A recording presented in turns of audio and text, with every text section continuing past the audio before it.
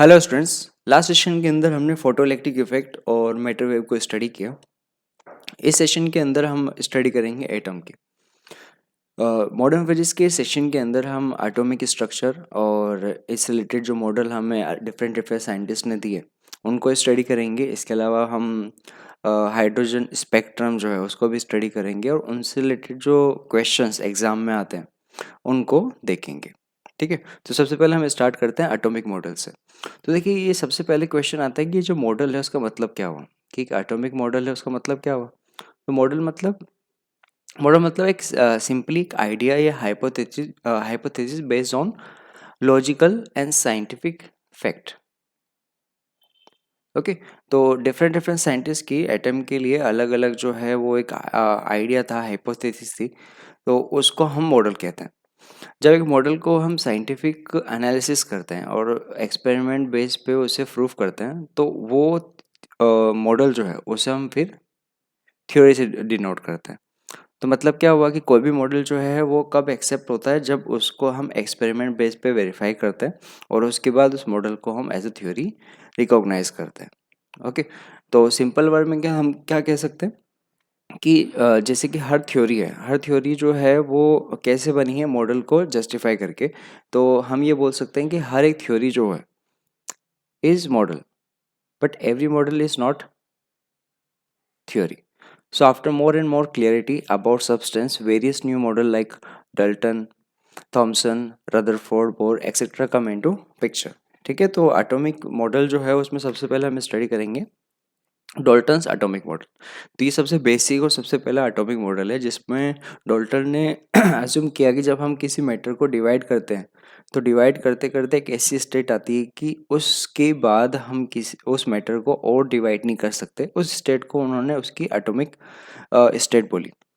तो एटम जो है उन्होंने डिफाइन किया that is a indivisible particle. Indivisible मतलब जिसको हम और फर्दर डिवाइड ना कर सके। तो डल्टन के अकॉर्डिंग जो है वो एटम जो है वो उसका सबसे बेसिक एलिमेंट होता है जिसको हम फर्दर और डिवाइड नहीं कर सकते। डल्टन के अंदर हर एक एटम जो है उसकी प्रॉपर्टी जो होती, चाहे फिजिकल प्रॉपर्टी हो या केमिकल प्रॉपर्टी हो, तो एक सेम मटेरियल के लिए ये सारी प्रॉपर्टीज़ जो है वो आइडेंटिकल होती है। जैसे फॉर एग्जांपल अगर मैं हाइड्रोजन की बात करूँ तो हाइड्रोजन की हर एक एटम की जो केमिकल एंड फिजिकल प्रॉपर्टीज़ जो है वो सेम होगी। और वैसे अगर डिफरेंट डिफरेंट एलिमेंट की बात करें तो उनके एटम की जो केमिकल एंड फिजिकल प्रॉपर्टीज़ है वो डिफरेंट होगी। जैसे मैं अगर कंपेयर करूँ हीलियम और हाइड्रोजन की, तो हीलियम के एटम की जो प्रॉपर्टीज़ होंगी और जो हाइड्रोजन के एटम की प्रॉपर्टीज़ होंगी वो दोनों अलग अलग होगी। ओके, इसमें अगर हम बात करें ऑल एलिमेंट, तो जितने भी एलिमेंट है उन्होंने अज्यूम किया वो हाइड्रोजन के बने हुए होते हैं। यानी कि अगर जैसे हीलियम की बात करें तो हीलियम जो है वो दो हाइड्रोजन का बना हुआ है। इस तरीके से उन्होंने अज्यूम किया कि all element are made up of hydrogen atom. The mass of heaviest atom is about 250 times of hydrogen atom and the radius of heaviest atom is about 10 time the radius of hydrogen atom. Okay, इसके अलावा जो atom है उस पर कोई भी charge नहीं होता, वो स्टेबल होता है। स्टेबल मीन्स वो फर्दर और डिवाइड नहीं होता और वो इलेक्ट्रिकली न्यूट्रल होता है। ठीक है, तो यहाँ पे ये थी हाइपोथेसिस ऑफ डाल्टन। पर डाल्टन की जो मॉडल है उसमें जो ड्रॉबैक्स थे वो क्या थे। उसमें ड्रॉबैक्स जो निकला वो था इलेक्ट्रॉन का मिलना। तो with the discovery of electron ये चीज़ प्रूफ हुई कि जो एटम है वो डिविजिबल है। मतलब जो एटम जो है उसके अंदर भी इलेक्ट्रॉन्स प्रोटॉन्स होते हैं। तो यहाँ से हमारे पास जो डाल्टन का जो मॉडल है वो एक्सेप्ट नहीं होता, क्योंकि उसमें उसने अज्यूम किया था कि एटम जो है वो फर्दर डिवाइड नहीं हो सकता और यहाँ पर थॉमसन ने प्रूफ किया कि उसके अंदर इलेक्ट्रॉन होता है, यानी वो फर्दर डिवाइड हो सकता है। ठीक है, तो इस मॉडल के बाद जो है वो और फर्दर नए मॉडल्स आए, जिसमें नेक्स्ट मॉडल है थॉमसन्स एटॉमिक मॉडल, जिसको प्लम पुडिंग मॉडल भी कहते हैं। इस मॉडल के अकॉर्डिंग क्या है कि जो थॉमसन है उन्होंने हाइपोथेसिस दिया कि जो एटम होता है वो एक सॉलिड पॉजिटिव चार्ज होता है जिसमें नेगेटिव जो है वो यूनिफॉर्मली डिस्ट्रीब्यूट होता है, यानी उसके अंदर इलेक्ट्रॉन जो है वो यूनिफॉर्मली डिस्ट्रीब्यूट होते हैं और ये जो एटम होता है वो पूरा पॉजिटिव। ये पूरा जो है एक पॉजिटिव सॉलिड का बना हुआ होता है, जिसमें इलेक्ट्रॉन जो है वो यूनिफॉर्मली डिस्ट्रीब्यूट होते हैं, जिसकी वजह से ये जो पूरा एटम है वो इलेक्ट्रिकली न्यूट्रल होता है। ठीक है भाई, पूरा का पूरा जो है वो पॉजिटिव है और इलेक्ट्रॉन जो है वो डिस्ट्रीब्यूटेड है, तो नेट चार्ज जो है इस पर 0 हो जाएगा। तो इसमें क्या कहा हमने, atom is positively charge solid sphere of radius of order 10⁻⁻10 metre, है ना। यानी कि ये जो स्फीयर है उसकी जो रेडियस है वो 10⁻⁻10 मीटर की रेंज की होती है। इसके अंदर इलेक्ट्रॉन जो है वो यूनिफॉर्मली डिस्ट्रीब्यूटेड होता है ना। ये इलेक्ट्रिकली जो है वो न्यूट्रल होता है, यानी इस पर कोई भी चार्ज नहीं होता। अगर इसमें बात करें इस मॉडल से, तो इस मॉडल से हमने थर्मियोनिक इमिशन, इसके अलावा photo electric emission and ionization, है ना। आयोनाइजेशन ये टर्म जो है वो अभी हमें आगे भी यूज़ होगी, तो ये क्लियरली वहाँ पे एक्सप्लेन हो जाएगी। इसके अलावा थर्मियोनिक इमिशन और फोटो इलेक्ट्रिक इमिशन हम लास्ट सेशन में देख चुके हैं, तो ये वाले कंसेप्ट जो है वो इस मॉडल से एक्सप्लेन होते हैं। इसके फेलियर की बात करें कि क्या रीज़न है कि ये वाली जो थ्योरी है, ये जो है ये मॉडल जो है ये फेल हुआ, उसके रीज़न क्या है। तो उसमें पहला रीज़न है कि हाइड्रोजन स्पेक्ट्रम जो है, हाइड्रोजन स्पेक्ट्रम में जो हमें लाइन स्पेक्ट्रम मिलता है ये उसको एक्सप्लेन नहीं कर पाया। ठीक है, तो अभी हम इसको देखेंगे कि ये जो स्पेक्ट्रम होता है, लाइन स्पेक्ट्रम, वो होता क्या है और कितने टाइप के होते हैं। ठीक है, सेकेंड पॉइंट इसमें है कि it could not explain Rutherford's alpha scattering experiment, है ना। तो रदरफोर्ड ने भी एक्सपेरिमेंट किया था जिसमें उन्होंने एक गोल्ड फॉइल पे अल्फा पार्टिकल को इम्प्रिंट किया था, जिसमें हमने देखा था कि अल्फा पार्टिकल जो है वो टकराकर जो है वापस आते हैं। मोस्ट ऑफ अल्फा पार्टिकल जो है उस फॉइल से पार निकल जाते हैं, पास थ्रू हो जाते हैं। तो उससे हमें पता चलता है कि जो एटम का मोस्ट ऑफ पोर्शन जो है वो खाली होता है, और थॉमसन ने कंसिडर किया था कि वो एक सॉलिड पोर्शन होता है, तो अल्फा पार्टिकल उसमें से पास नहीं हो सकता। तो ये सेकेंड रीज़न था कि ये जो मॉडल है वो वेरीफाई नहीं हुआ, वैलिड नहीं हुआ। तो अब हम बात कर रहे थे स्पेक्ट्रम की। तो जो लाइन स्पेक्ट्रम है वो दो तरीके के होते हैं। हाइड्रोजन के लिए जब हम स्पेक्ट्रम बनाते हैं तो उसके अंदर हमें क्या लाइंस मिलती है जो वेवलेंथ को रिप्रेजेंट करती है या वेवलेंथ रेंज को रिप्रेजेंट करती है, उसको हम बोलते हैं लाइन स्पेक्ट्रम। तो यहाँ पर हमारे पास दो तरह की लाइन स्पेक्ट्रम होते हैं, एक होता है इमिशन लाइन स्पेक्ट्रम और दूसरा होता है अब्जॉर्प्शन लाइन स्पेक्ट्रम। तो देखिए ये आते कैसे हैं। जो हमारे पास इमिशन लाइन स्पेक्ट्रम है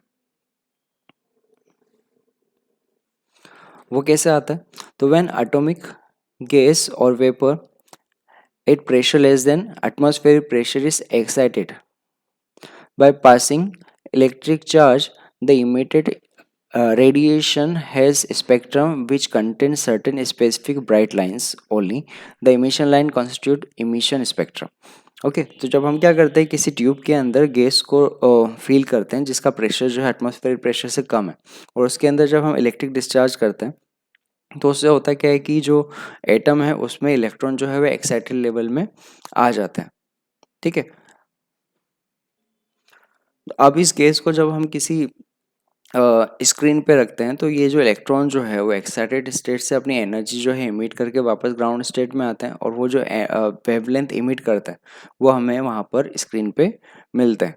तो यहाँ पर हमारे पास जो स्पेक्ट्रम है वो इमिशन की, इलेक्ट्रॉन की एनर्जी इमिशन की वजह से मिलता है, इसलिए हम बोलते हैं इसे इमिशन लाइन स्पेक्ट्रम, है ना। और वो जो स्पेक्ट्रम है वो लाइन की फॉर्म में मिलता है जो वेवलेंथ रेंज को बताता है, जो डिफरेंट डिफरेंट इमिशन की वजह से आते हैं, है ना। इसको हम डिटेल में और अभी आगे स्टडी करेंगे भी। तो वो जो है स्पेक्ट्रम उसको हम इमिशन लाइन स्पेक्ट्रम जो है वो डिफाइन करता है।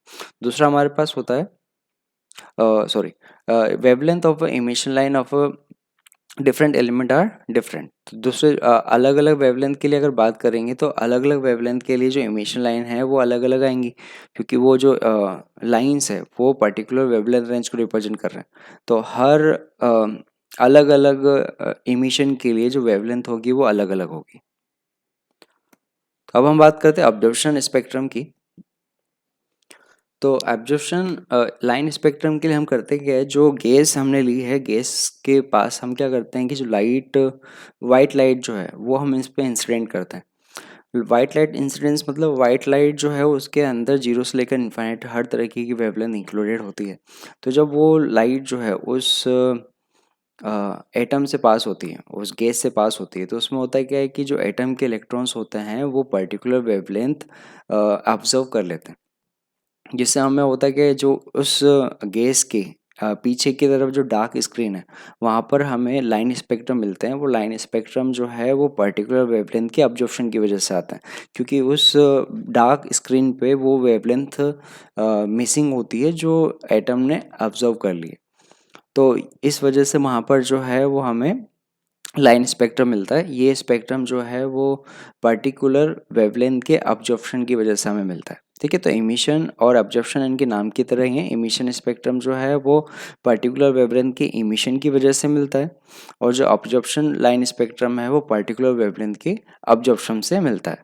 ठीक है, तो ये स्पेक्ट्रम जो है वो हमें पर्टिकुलर गैस की प्रॉपर्टीज़ जो हैं, केमिकल प्रॉपर्टीज़ की फिजिकल प्रॉपर्टी को स्टडी करने में हेल्प करते हैं। और एक पर्टिकुलर गैस के लिए जो इमिशन स्पेक्ट्रम और ऑब्जर्प्शन स्पेक्ट्रम होते हैं वो हमेशा सेम होते हैं। नेक्स्ट हम बात करते हैं रदरफोर्ड एटॉमिक मॉडल की। तो Rutherford perform a critical experiment that shows that Thomson's model could not be correct. In this experiment, a beam of positive charge alpha particle means helium positive, जब उसमें से हम इलेक्ट्रॉन्स बाहर निकाल लेते हैं हीलियम में से, तो वो जो पार्टिकल होता है उसे हम अल्फा पार्टिकल बोलते हैं, has projected into thin gold foil. It is observed that most of alpha particle pass through foil as it is as it is. It means the most of portion of atom is empty. देखिए जैसे ये वाला अगर diagram अगर हम देखें तो diagram में हमें क्या शो हो रहा है, ये हमारे पास सोर्स है। ये सोर्स जो है ये क्या करेगा, ये अल्फा पार्टिकल जो है ये इमिट करेगा। ये रेडियो एक्टिव पार्टिकल है। रेडियो एक्टिव पार्टिकल जो है वो अनस्टेबल होते हैं और वो डिवाइड होकर अल्फा पार्टिकल जो है वो इमिट करते हैं। इसके सामने एक यहाँ पे हमने लेड स्क्रीन रखी है जिसमें एक छोटा होल किया है। तो ये क्या करेगा, यहाँ पर जो सोर्स से अल्फा पार्टिकल आ रहे हैं उसको हम बीम की फॉर्म में, ये जो टारगेट है, ये जो फॉइल है उस पर इंसिडेंस करेगा। इसके पीछे हमने ये व्यूइंग स्क्रीन रखी हुई है जिस पर अल्फा पार्टिकल जो है वो इंसिडेंट हो रहे हैं, और यहाँ पे हमें उनकी प्रेजेंस जो है वो एक ब्राइट की वजह से पता चलती है। तो देखिए यहाँ पर हमें क्या पता चलता है कि जब हम अल्फा पार्टिकल को इस टारगेट पे इंसिडेंट करते हैं तो देखिए मोस्ट ऑफ अल्फा पार्टिकल जो है वो यहाँ पर उस फॉइल से, उस टारगेट से पास हो जाते हैं। इससे हमें क्या पता चलता है कि अगर मोस्ट ऑफ अल्फा पार्टिकल उस फॉइल से पास हो रहे हैं, इसका मतलब क्या हुआ कि एटम का मोस्ट ऑफ पोर्शन जो है वो एम्प्टी है। इसी वजह से अल्फा पार्टिकल जो है वो सीधे बाहर निकल रहे हैं। थॉमसन मॉडल में हमने देखा था कि वो सॉलिड पॉजिटिव चार्ज था, तो अगर वो एटम पूरा सॉलिड है तो उस कंडीशन में अल्फा पार्टिकल उससे पास हो नहीं सकता। तो यहाँ से हमने कहा कि जो थॉमसन मॉडल जो है वो एक्सेप्ट नहीं हो पाएगा। ठीक है, यहाँ पे एक और चीज़ हम देख रहे हैं कि अल्फा पार्टिकल जो है, मोस्ट ऑफ अल्फा पार्टिकल तो अनडेविएट निकल जाते हैं। कुछ अल्फा पार्टिकल जो है यहाँ पर कुछ एंगल पे डेविएट होते हैं, जैसे ये देख रहे हैं, ये देख रहे हैं, तो ये लार्ज एंगल पे डेविएट होते हैं। ये भी मतलब ये एक चीज़ है कि अगर हमारे पास अल्फा पार्टिकल जिसकी एनर्जी काफ़ी ज़्यादा है उसको हमें डेविएट करना है तो उसके लिए एक हाई डेंसिटी का पॉजिटिव चार्ज चाहिए, और अगर हम चार्ज को यूनिफॉर्मली डिस्ट्रीब्यूट करेंगे तो उस कंडीशन पे उस पॉजिटिव चार्ज के पास इतनी कैपेसिटी नहीं है कि वो अल्फा पार्टिकल को डेविएट कर पाए। और ये चीज़ भी देखिए कि कुछ अल्फा पार्टिकल जो है वो फॉइल से टकरा कर वापस भी आ रहे हैं, और ये तभी पॉसिबल है कि यहाँ पर एक हाई डेंसिटी का एक पॉजिटिव चार्ज हो। ठीक है, तो इस एक्सपेरिमेंट के बेस पर रदरफोर्ड ने अपना एटॉमिक मॉडल प्रेजेंट किया।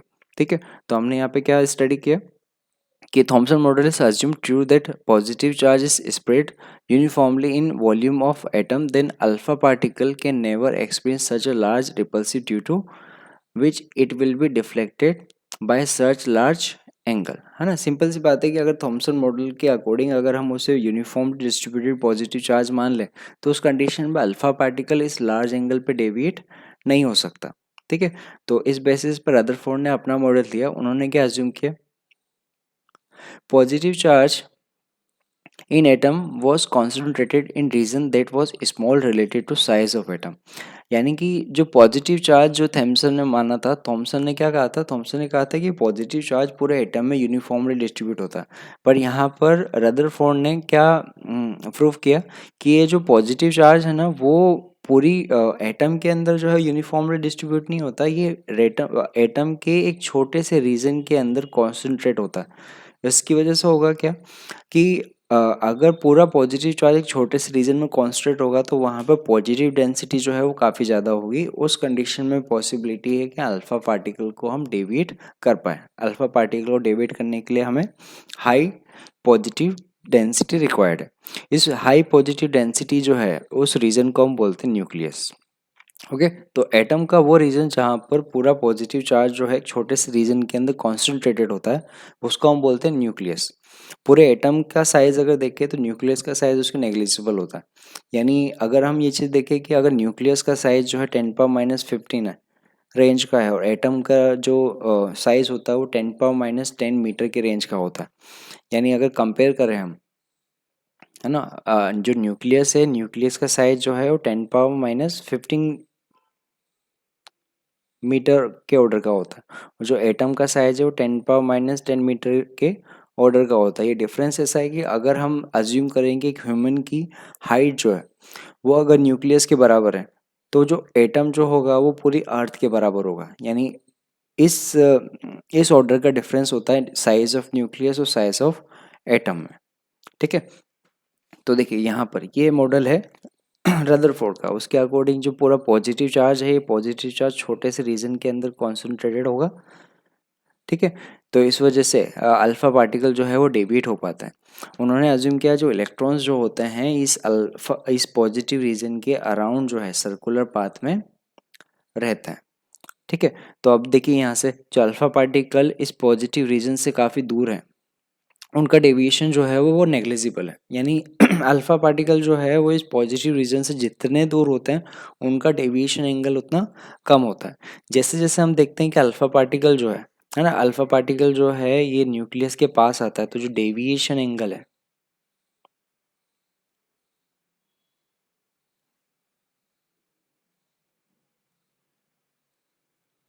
ये डेविएशन एंगल जो है वो इंक्रीज होता जाता है। देखिए ये है हमारे पास डेविएशन एंगल थीटा।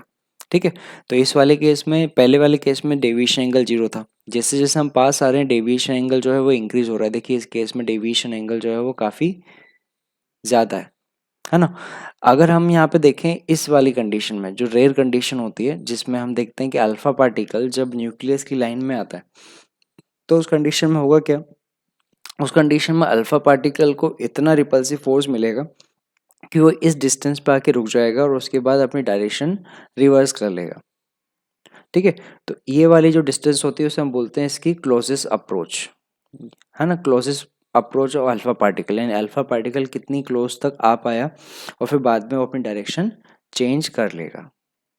ओके, तो इस कंडीशन में डेविएशन एंगल जो है वो 180 का होता है। इस कंडीशन में डेविएशन एंगल 180 का होगा।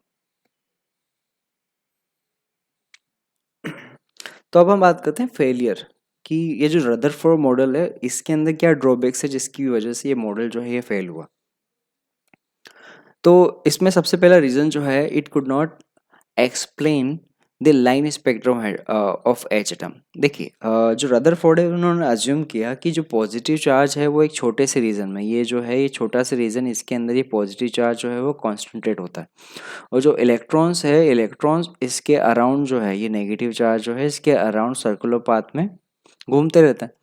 अब क्वेश्चन ये आता है कि जब ये नेगेटिव चार्ज जो है पॉजिटिव चार्ज के अराउंड जो सर्कुलर पाथ पे एक्सलेट होगा, तो एक्सलेशन की कंडीशन पे क्या होगा, क्या कि हमने ये देखा है इलेक्ट्रो मैग्नेटिक वेव, जब चार्ज एक्सलेट होता है तो वो अपने अराउंड जो है इलेक्ट्रिक फील्ड, मैग्नेटिक फील्ड तो जनरेट करता है, साथ में अपनी एनर्जी का कुछ अमाउंट जो है वो रेडिएट करता है in form of electromagnetic wave.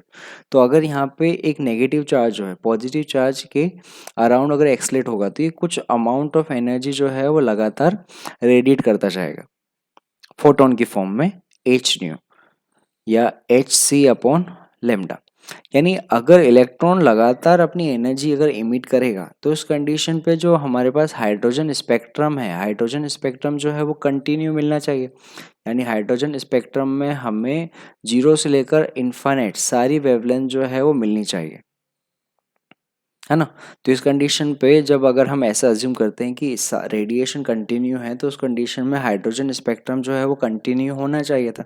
पर हमें हाइड्रोजन स्पेक्ट्रम जो है वो लाइन स्पेक्ट्रम मिलता है। यानी लाइन स्पेक्ट्रम मीन्स उसके अंदर कुछ पर्टिकुलर वेवलेंथ होती है और कुछ पर्टिकुलर वेवलेंथ मिसिंग होती है, ठीक है। तो हमें हाइड्रोजन स्पेक्ट्रम में कुछ पर्टिकुलर रेंज ऑफ वेवलेंथ मिलती है, कंटिन्यू वेवलेंथ नहीं मिलता। तो इस चीज़ को रदरफोर्ड जो एक्सप्लेन नहीं कर पाए, है ना। रदरफोर्ड के अकॉर्डिंग तो जो जीरो से लेकर इन्फाइनाइट है सारी वेवलेंथ हमें मिलनी चाहिए थी और ऐसा नहीं होता, तो ये इस चीज़ को एक्सप्लेन नहीं कर पाए। दूसरा जो ड्रॉबैक था वो था स्टेबिलिटी ऑफ एटम। देखिए इलेक्ट्रॉन जो है उसकी एक एनर्जी है जिसकी वजह से इलेक्ट्रॉन जो है वो सर्कुलर ऑर्बिट के अंदर चक्कर काट रहा है। तो अगर वो एक्सलेट करेगा और कुछ अमाउंट ऑफ एनर्जी लगातार इमिट करेगा तो वो अपनी एनर्जी लॉस करेगा। और अगर वो अपनी एनर्जी लॉस करेगा तो धीरे धीरे उसका जो सर्कुलर पाथ है वो छोटा होता जाएगा, क्योंकि उसकी एनर्जी जो है वो अब कम हो रही है। और अगर एनर्जी कम हो रही है और सर्कुलर पाथ कम हो रहा है तो धीरे धीरे वो न्यूक्लियस के पास आएगा और न्यूक्लियस के अंदर गिर जाएगा, क्योंकि पॉजिटिव चार्ज जो है नेगेटिव चार्ज को अट्रैक्ट करेगा। तो यहाँ से हमारे पास एटम की जो स्टेबिलिटी है वो भी एक्सप्लेन नहीं होती, जो रदरफोर्ड नहीं कर पाए। तो ये ड्रॉबैक्स है रदरफोर्ड मॉडल के फेल होने के।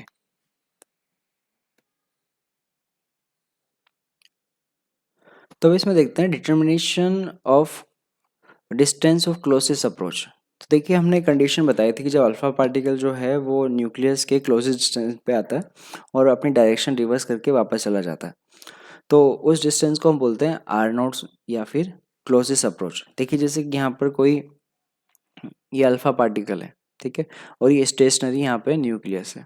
तो जब ये यहाँ पे इसके पास आएगा तो होगा क्या कि इस पे जो चार्ज है पॉजिटिव चार्ज है ना, इस पे भी पॉजिटिव चार्ज है, तो ये दोनों एक दूसरे को रिपेल करेंगे। और एक ऐसी कंडीशन आएगी जब यहाँ पर दोनों जो है यहाँ पर इस वाली कंडीशन पे यहाँ पे होगा क्या कि स्टार्टिंग के अंदर इसकी कोई काइनेटिक एनर्जी होगी, ये काइनेटिक एनर्जी जो है वो यहाँ पर जो है वो पोटेंशियल एनर्जी में कन्वर्ट हो जाएगा, ठीक है। तो यहाँ पर इस कंडीशन पे क्या होगा, जो चार्ज है वो रेस्ट पे आ जाएगा और फिर अपनी डायरेक्शन रिवर्स करेगा। तो अगर इस स्टेट पे हम बात करेंगे तो इस स्टेट पे हम क्या देखेंगे कि जो इसकी टोटल काइनेटिक एनर्जी जो है वो यहाँ पर पोटेंशियल एनर्जी के अंदर कन्वर्ट हो चुकी है, ठीक है। तो स्टार्टिंग की जो इसकी काइनेटिक एनर्जी अगर हम देखें तो इसकी काइनेटिक एनर्जी जो होगी वो होगी हाफ एम वी स्क्वायर या होगी क्यू इंटू वी। यहाँ पे वी जो है उसका पोटेंशियल डिफरेंस होगा जिससे इस चार्ज को हमने एक्सलेट किया है, ठीक है। और यहाँ पे जो यहाँ पे पोटेंशियल एनर्जी होगी वो पोटेंशियल एनर्जी होगी P E is equal to k Q1 Q2 upon are not, ठीक है। यहाँ पे Q1 और Q2 जो है वो देख लीजिए। यहाँ पे Q1 अगर ये वाला चार्ज है Q1 तो वो होगा जेड ई के बराबर, ठीक है। और Q2 जो होगा वो होगा जेड टू ई के बराबर, ठीक है। तो अगर यहाँ पे हम अल्फा पार्टिकल एज्यूम कर रहे हैं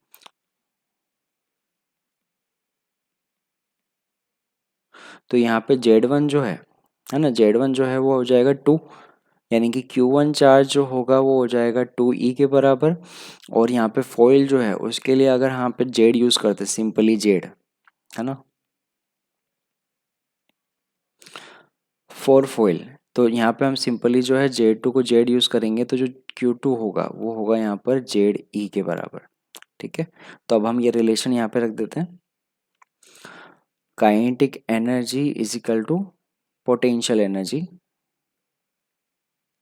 यानी कि half M V square is equal to K Z E into 2E upon R nought. तो यहाँ से हमारे पास आर नोट का रिलेशन मिलता है, R note is equal to 2 k z e square upon sorry 2, और यहाँ से या फिर इसको ऐसे लिख लेते हैं हाफ एम वी स्क्वायर, ठीक है। तो आर नोट का रिलेशन आ रहा है, इसको हम ऐसे भी लिख सकते हैं r note is equal to 2 k kZe² upon इसकी काइनेटिक एनर्जी है ना, तो नॉर्मल ई से डिनोट भी कर सकते हैं, या इसको ऐसे भी ले सकते हैं R0 is equal to 2kZe² upon, अगर उसको हम QV से एक्सलेट कर रहे हैं तो चार्ज उस पर है 2E इंटू वी, यहाँ पे V जो है उसका पोटेंशियल डिफरेंस होगा। ठीक है, तो ये हमारे पास अलग अलग रिलेशन आ रहे हैं। ठीक है, एनर्जी जो है वो हमें यहाँ पे रखनी है। तो इसमें कई बार क्वेश्चन पूछते हैं कि जो क्लोजेस्ट डिस्टेंस है उसमें और मास में रिलेशन क्या है। तो अगर ये जो फर्स्ट वाला रिलेशन अगर हम देखें तो हमें क्या पता चलता है कि जो क्लोजेस्ट अप्रोच है that is inversely proportional to mass. Okay, और अगर देखा जाए जेड के तो R0 जो है दैट इज प्रोपोर्शनल टू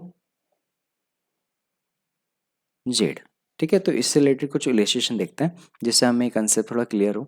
देखिए, जैसा हमें बोला है कि अल्फा पार्टिकल जिसकी काइनेटिक जो है, काइनेटिक एनर्जी जो है वो हमें दी हुई है 10 mega electron volt, is headed towards stationary point nucleus of atomic mass, atomic number 50। Calculate distance of closest approach, यानी ये जो क्लोजेस्ट डिस्टेंस है वो हमें फाइंड करनी है। तो देखिए, अल्फा पार्टिकल के लिए जो काइनेटिक एनर्जी है ना, kinetic energy of alpha particle वो गिवन है, वो यहाँ पर है 10 मेगा इलेक्ट्रॉन वोल्ट, है ना, यानी 10 इंटू 10⁶ इलेक्ट्रॉन जूल। ठीक है, इलेक्ट्रॉन को हम लिख सकते हैं यहाँ पे 1.6 इंटू 10⁻⁻19, तो अब इसकी वैल्यू नहीं पुट कर रहे हैं, सिंपली ई की फॉर्म में रख रहे हैं, इंटू ई जूल। इतनी एनर्जी जो है वो काइनेटिक एनर्जी है अल्फा पार्टिकल की। ठीक है, तो हम क्या लिखेंगे यहाँ पे, kinetic energy is equal to potential energy. ठीक है, तो उसके लिए रिलेशन यहाँ पे आएगा kinetic energy of alpha is equal to potential energy k Q1, यानी अल्फा पार्टिकल के लिए आएगा 2E, और दूसरे पार्टिकल के लिए है ना जो यहाँ पर रेस्ट पर है उसके लिए एटॉमिक नंबर जो है वो दिया हुआ है 50, यानी जेड की वैल्यू आएगी 50E अपॉन R0। तो यहाँ पे R0 का रिलेशन आएगा K into 100E² upon kinetic energy की वैल्यू यहाँ से रख देते हैं, वो आएगा 10 इंटू 10⁶E के बराबर। ठीक है, तो ये हो जाएगा हमारे पास। देखिए, नीचे जो है 10�7 है, तो ये आएगा एक ई से एक ई हट जाएगा, तो KE अपॉन 10⁵। ओके, के की वैल्यू होगी 9 इंटू 10⁻9, ई की वैल्यू 1.6 इंटू 10⁻⁻19 अपॉन 10⁵ मीटर। ठीक है, तो इसे जब हम कैलकुलेट करते हैं तो हमें R0 की वैल्यू जो है वो हमें मिलेगी 1.44 इंटू 10⁻⁻14 मीटर। तो देखते हैं नेक्स्ट रिलेशन। देखिए, अब यहाँ पे हमें क्या डेटा गिवन है, यहाँ पे हमें बोला है बीम ऑफ अल्फा पार्टिकल। अब अल्फा पार्टिकल के लिए एनर्जी नहीं, उसकी वेलोसिटी दी हुई है, तो अब इस कंडीशन पे एनर्जी के लिए हम ½ mv² फॉर्मूला यूज़ करेंगे। ठीक है, अच्छा, बोला हुआ है स्कैटर्ड बाय गोल्ड, जिसके लिए जेड जो है वो 79 गिवन है। Find out distance of closest approach of alpha particle to the gold nucleus.